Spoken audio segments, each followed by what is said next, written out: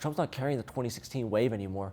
He's basically the Grim Reaper carrying a scythe over 2020, not letting it go.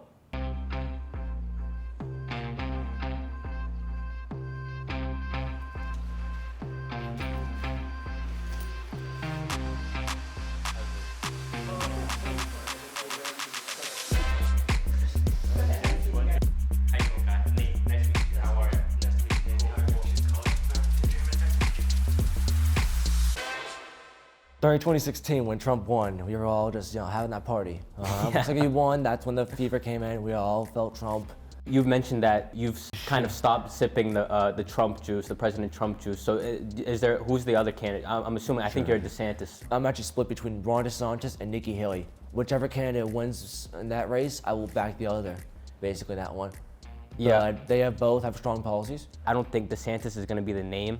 I don't think DeSantis is the guy. I think Trump has arguably been one of the toughest presidents and most efficient. I'll be defending Nikki Haley for this because, like I said, I'm still Sure. split because, like I said, both candidates I do like a lot.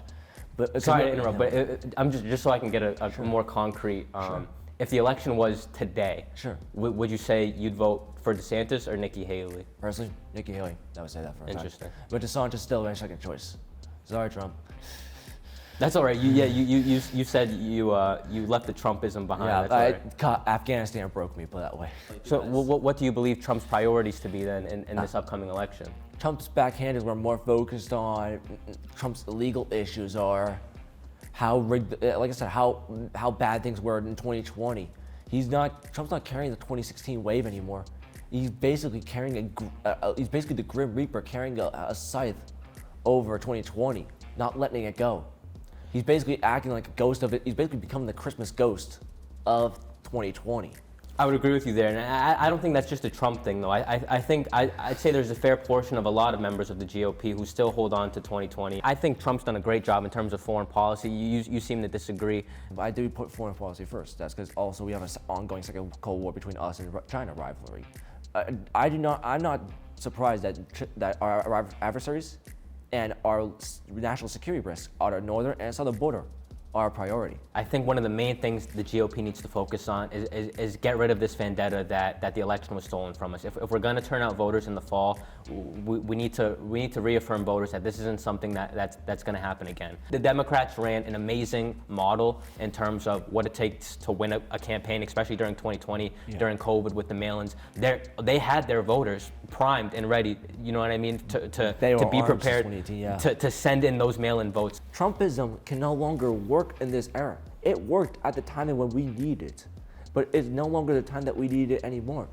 We need to bring back not only neoconservatism, but also but bring back the ideals that the GOP once stood for during the early 2000s, what Generation Z stood for.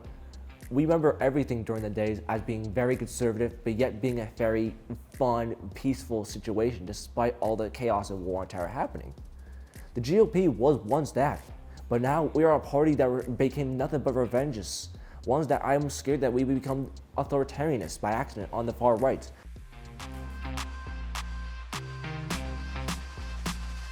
I think ultimately it went pretty well with Kai. Like I said, it's always good to hear his perspectives.